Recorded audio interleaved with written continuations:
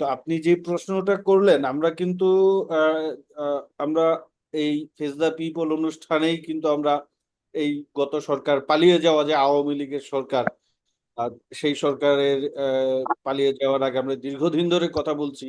আমরা সহযোদ্ধা সবাই। তো হুম। সেই জায়গায় যে নতুন সরকার গঠন করার পরে আমরা আশান্বিত হয়েছিলাম, এবং এখনো আমাদের আসলে প্রধান যে উপদেষ্টা ডক্টর মোহাম্মদ ইউনূস, উনার সদিচ্ছা বা উনার অবস্থান নিয়ে আমাদের মধ্যে কোনো সন্দেহ বা শঙ্কা নেই। কারণ উনি বেশ কিছু কথা বলেছেন গুরুত্বপূর্ণ, গুরুত্ববহ। কিন্তু আমার কাছে কিছু কিছু, আমি আমি এই মুহূর্তে বাংলাদেশে অবস্থান করছি। গত প্রায় 20-25 দিন হবে, 22-23 দিন হবে আমি ঢাকায় অবস্থান করছি। ঢাকায় আসার পরে আমার একটা পর্যবেক্ষণ হয়েছে। আমি বিভিন্ন জায়গায় গিয়েছি, নানা মানুষজন, দুঃখিত, নানা মানুষজনের সঙ্গে কথা বলেছি। আমি একদম টপ পলিটিশিয়ানস থেকে শুরু করে একদম সাধারণ মানুষ, খেটে খাওয়া মানুষ, সবার সঙ্গেই কথা বলেছি। তো আমার কাছে মনে হচ্ছে যে আমি আমি কিছুটা, এবং আমি নিজেও থাকছি, আমার নিজেরও, আমি নিজেও বিভিন্ন জিনিস দেখছি সরাসরি। সবকিছু মিলিয়ে আমি কিন্তু কিছুটা হতাশ। হতাশ এই অর্থে, আমার কাছে কেন যেন মনে হচ্ছে এই সরকারের মধ্যে এক ধরনের একটা গা ছাড়া ভাব আমি লক্ষ্য করছি। কিছু কাজ কিন্তু অনেক আগে থেকেই করা উচিত ছিল। এই সরকার, গত সরকার পালিয়ে যাওয়ার পরপরই হুম। তড়িৎ গতিতে সরকার যেই কাজগুলো করতে পারতো সেই কাজগুলো কিন্তু সরকার করছে না। যেমন ধরেন, আমি মনে করি যে ঢাকায় ট্রাফিকের অবস্থা খুব খারাপ, আইন শৃঙ্খলা পরিস্থিতি আমাদের এখনো ভালো আছে, যথেষ্ট ভালো আছে, কিন্তু ধরেন যে পুলিশ, পর্যাপ্ত পুলিশ বা নিরাপত্তা ব্যবস্থা আছে কিনা সেটা একটা বিষয়। আমরা যদি সার্বিক পরিস্থিতি বিবেচনা করি, 5ই আগস্টের পরে আমাদের আইন শৃঙ্খলা পরিস্থিতি যথেষ্ট ভালো। আওয়ামী লীগের পক্ষ থেকে যে প্রপাগান্ডাটা ছড়ানো হয়েছিল যে তারা ক্ষমতাচ্যুত হলে বা পালিয়ে গেলে লাখ লাখ মানুষ মেরে ফেলবে, সেই জায়গায় আমরা কিন্তু বড় ধরনের কোনো দাঙ্গা হাঙ্গামা দেখিনি। কোনো ধরনেরই দাঙ্গা হাঙ্গামা হয়নি, এমনকি ছোটও না। যেটা আসলে যে কোনো ধরনের রাজনৈতিক সংগ্রাম বা বিপ্লবের পরবর্তী প্রক্রিয়ায় যে মেসাকারটা হয় পরাজিত পক্ষের উপর, সেই তুলনায় আমি বলবো আওয়ামী লীগ যে পালিয়ে গেল, পরাজিত হলো 5ই আগস্ট, সেই জায়গায় তাদের উপর বড় ধরনের কোনো কিছুই হয়নি। এটা একটা ভালো দিক। কিন্তু এই যে কোনো কিছু হয়নি, এটার মূল কৃতিত্ব কিন্তু সরকারের না। যে সরকারের এই আইন শৃঙ্খলা পরিস্থিতি নিয়ন্ত্রণ করেছে বলে এটা হয়নি, না। এটার মূল কৃতিত্ব বিএনপি। আমি বলবো রাজনৈতিক, বড় একটি রাজনৈতিক দল, তাদের উপর যে হারে দমন, নিপীড়ন, নিষ্পেষণ, গুম খুন করা হয়েছিল, সেই তুলনায় আমি বিএনপিকে একদমই প্রতিহিংসা পরায়ণ হতে দেখিনি। এটা এটা ভালো দিক। আমি বলবো আইন শৃঙ্খলা পরিস্থিতি ভালো আছে, কিন্তু কিছু প্রশাসনিক সিদ্ধান্ত যেগুলো আসলে বিএনপির হাতে নাই, যেগুলো সরকারকেই করতে হবে। বিএনপি বলতে আমি এখানে রাজনৈতিক দলের কথা বলছি। রাজনৈতিক দলগুলোর হাতে নাই, সরকারের হাতে আছে। সেই জায়গায় যেন সরকারের মধ্যে আমরা কেমন একটা গড়িমসি দেখতে পাচ্ছি। ধরেন হুম। বিশ্ববিদ্যালয়গুলোতে ভিসি নিয়োগে তারা খুব যাচাই বাছাই করছে। খুব, একটা জিনিস তারা ভুলে যাচ্ছে, তারা কিন্তু অন্তর্বর্তী সরকার। তারা রাজনৈতিক সরকার না, বা দীর্ঘমেয়াদে আসেন নাই। তারা কিন্তু 3 বছর 5 বছর সরকার চালাবেন না। তাদের কাজ হচ্ছে দুইটা।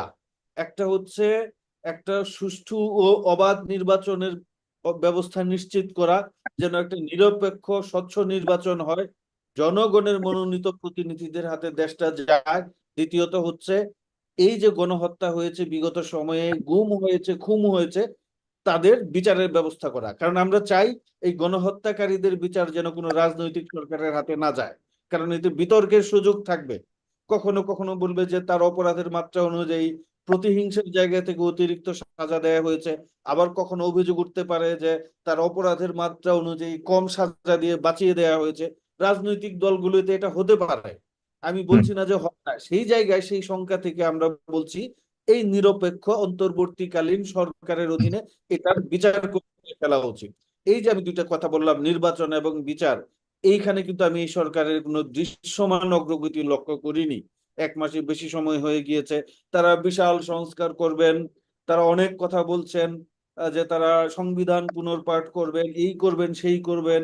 আহ, এই সরকারের কাজ কিন্তু সব সংস্কার করা না, অর্থনৈতিক সংস্কার করা না, আপনার সামাজিক সংস্কার করা না। এখন এই যে দেশে যে জলাবদ্ধতা তৈরি হয়েছে, এই সরকারকে খাল কাটতে নেমে যাবে সব কাজ বাদ দিয়ে? না। এই সরকার হচ্ছে যত দ্রুত সম্ভব একটা পলিটিক্যাল ফোর্সের হাতে হুম। রাজনৈতিক ক্ষমতাটা হস্তান্তর করবে কিন্তু যারা পলিটিক্যাল ফোর্স গুলি আমরা তো আসলে আপনি খুব গুরুত্বপূর্ণ পয়েন্ট তুলেছেন, এবং এই নিয়ে বেশ তর্ক বিতর্ক চলছে। আর সোশ্যাল মিডিয়াতে দেখা যাচ্ছে যে অনেকেই বলছে যে কোনো পলিটিক্যাল ফোর্স না আসুক, দীর্ঘদিন এই সরকার থাকুক, আমরা এই সরকারকে চাই। কিন্তু এরা হচ্ছে, political- আমি বলি, আমি থামিয়ে দিচ্ছি, এরা হচ্ছে সেই 111-এর ভূত। 111-এ যেমন আমরা শুনেছি যে এই এই -2 অমুক তমুক রাজনৈতিক সরকাররা পচে গিয়েছে।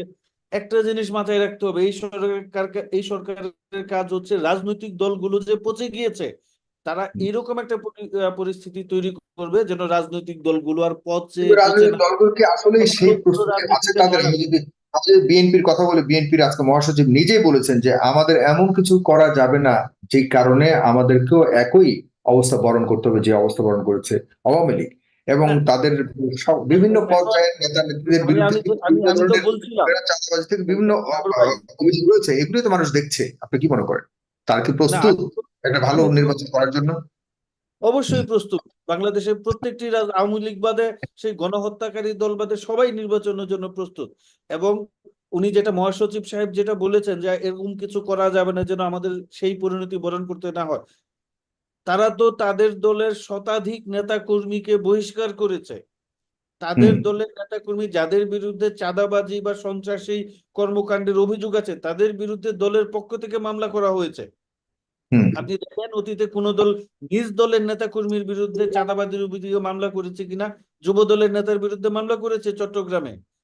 এই হুম। তো তারা তারা চেষ্টা করছে, তারা চেষ্টা করছে, এবং তাদের যে মধ্যে যে পরিবর্তন সেটা দৃশ্যমান।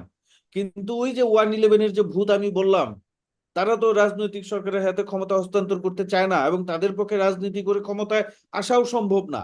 এরা বলছে যে এই করা যাবে না, ওই করা যাবে না, 5 বছর ক্ষমতায় থাকতে হবে। এইগুলা থেকে তাদেরকে বেরিয়ে আসতে হবে।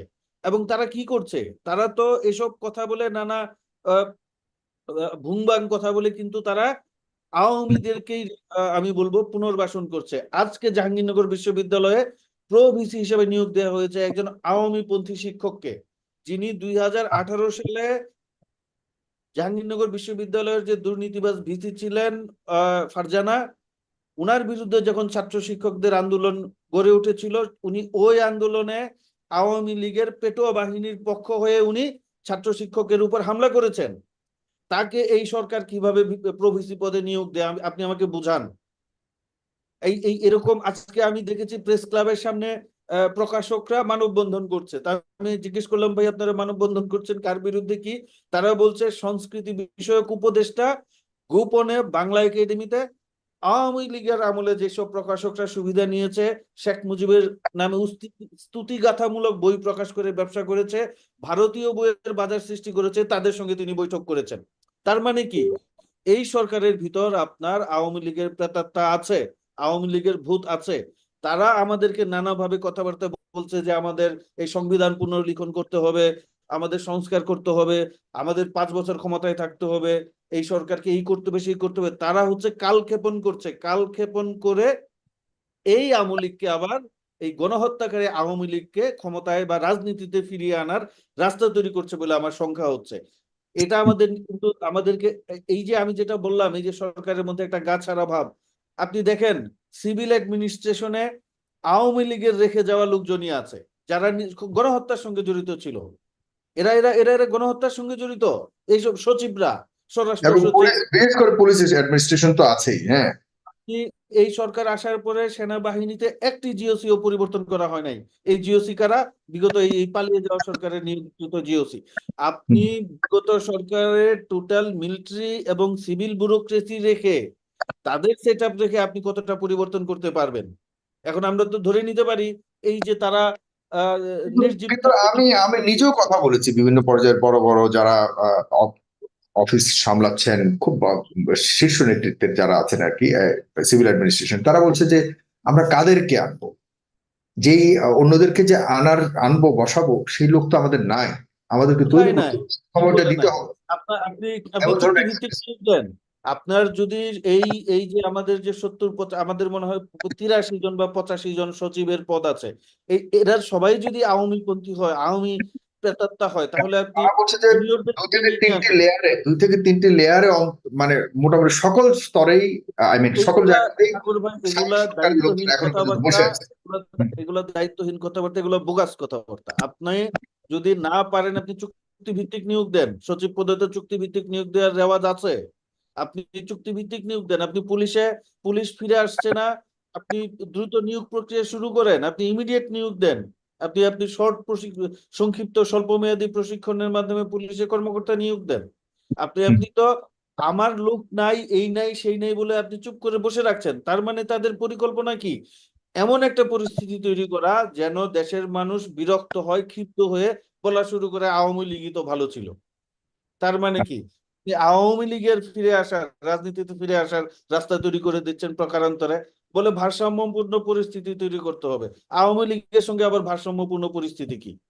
আওয়ামী লীগ একটি গণহত্যাকারী দল, তাদের বিচার হবে, তাদের সঙ্গে তাদের জন্য তো ভারসাম্য তৈরি করা যাবে না।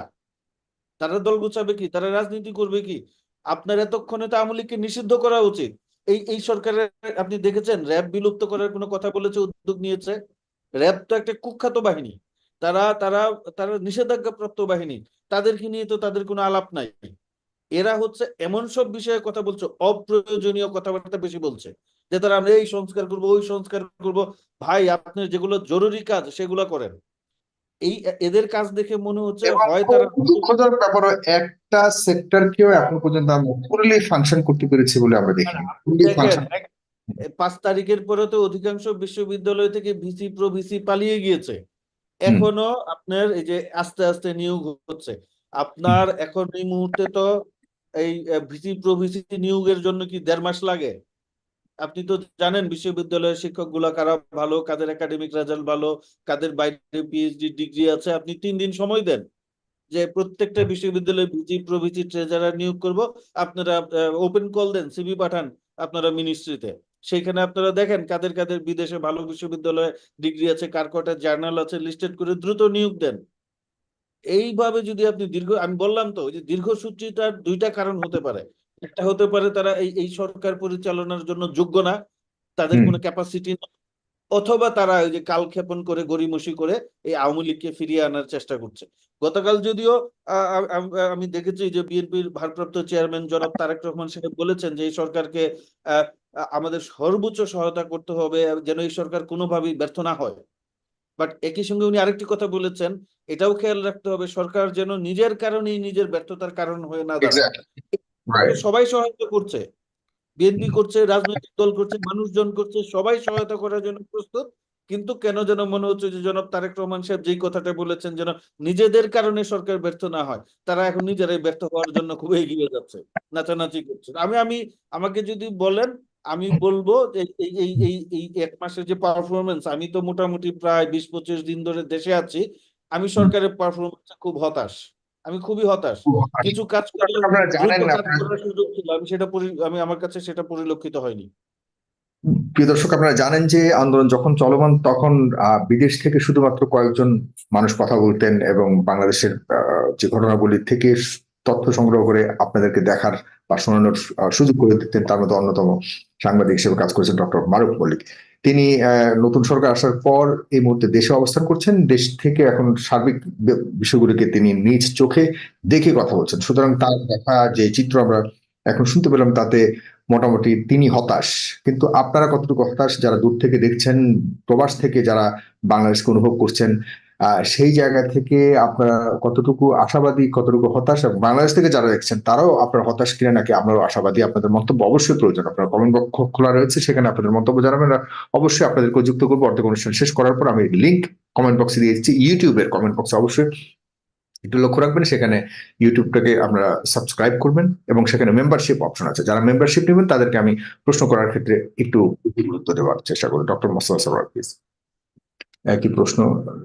আহ অনেকেই বলছেন যে মাত্র 1-1.5 মাসে বা 2 মাসে কি বা এমন সময়, কিন্তু আমরা দেখতে পাচ্ছি যে যেই উপদেষ্টারা বলছে এই সময় কিছুই করার নেই, আর আমাদেরকে মানে আরো সময় দিতে হবে, এবং আমরা আহ, মানুষকে বুঝতে হবে যে এই বিষয়গুলো সহজ নয়। এই সেই আমি সে- এখানে একটু এক সেই মিনিট একটা কথা উপদেষ্টাদের বলতে একটু চাই। প্রশ্নটা শেষ করে আপনারা বলতে সুবিধা হবে। উপদেষ্টার মধ্যে অন্যতম দায়িত্ব পালনে যিনি রয়েছেন স্বরাষ্ট্র মন্ত্রণালয়ের, জনাব জাহাঙ্গীর আলম, তিনি কিন্তু আজকে একটা কথা বলেছেন যে যারা পুলিশে ফেরেননি তারা আর ফিরতে পারবেন না। তার মানে উনি তো আমাদের থেকেও চরম হতাশ। হ্যাঁ, আমি কিন্তু এই বেতনটা কখন আগে দিতে পারলেন, কখন দিয়েছেন, এবং সেনাবাহিনী কখন নামলো? এই 2 মাস পর কেন সেনাবাহিনী নামার প্রয়োজন হলো? এগুলো তো হতাশার চিহ্ন। মারুফ মল্লিক কিছু একটা বলছিলেন, ডক্টর মোস্তফা সরোয়ার, আসছি আপনার কাছে এক জাস্ট। মিনিট বলবো স্যার, আমি 1 মিনিট সময় চেয়ে নিচ্ছি আপনার কাছ থেকে। এই যে আমিও কমেন্ট গুলো দেখলাম, অনেকেই বলছেন যে 1 মাসে তো হতাশ হবে না। আমি খালি একটা বিষয় মনে করিয়ে দিতে চাই আপনাদেরকে, যারা এই যে দেখবেন, যা শুনছেন, কিছু কিছু কাজে অনেক সময় লাগে, কিন্তু যারা এই বিদ্রোহে যুক্ত হয়ে আহত হয়েছেন তাদের চিকিৎসার দায়িত্ব, আমি এখানে এসে একজনের সঙ্গে কথা বলেছি, উনি আমাদের জানিয়েছেন যে চিকিৎসা করতে গিয়ে উনি 2.5 লাখ টাকা ওনার পকেট থেকে খরচ হয়েছে। এই মুহূর্তে তার ঘরে বাজার করার মতো টাকা নাই। এই রাইট। আহত ব্যক্তির দায়িত্ব নেওয়ার উচিত ছিল সরকারের। এর জন্য 1 মাস সময় লাগে না। এই আপনি বলেন, সরকার আপনি এই কথা বলেন, যারা এই আমরা যাদেরকে ধরতে গেলে সম্পূর্ণভাবে সাপোর্ট দিয়ে এই বৈষম্য বিরোধী নেতা বানালাম বা নেতা হয়েছে, এই ছেলেদের বা তাদের কাজ তো ছিল এদের পাশে দাঁড়ানো। তাদের সরকার তো প্রধান কাজ ছিল যারা আহত দায়িত্ব হয়েছে, নেওয়ার নিহত হয়েছে, সেসব পরিবারকে সম্পূর্ণভাবে সহায়তা, প্রত্যেকটা ঘরে ঘরে গিয়ে। কিন্তু তাদের ব্যাপারেও দুঃখজনক ভাবে না অন্য না, কথা এই শুনতে সরকার যাই হোক, তো সেটা ভিন্ন দায়িত্ব কথা। নেওয়ার সঙ্গে সঙ্গে ঘোষণা দিতে পারতো যে যারা আহত হয়েছে তাদের চিকিৎসা ফ্রি, অথবা চিকিৎসা ফ্রি না হলেও তাদের পরিবারকে একটা আর্থিক সহায়তার ঘোষণা দিতে পারতো। সেটা যাই হোক,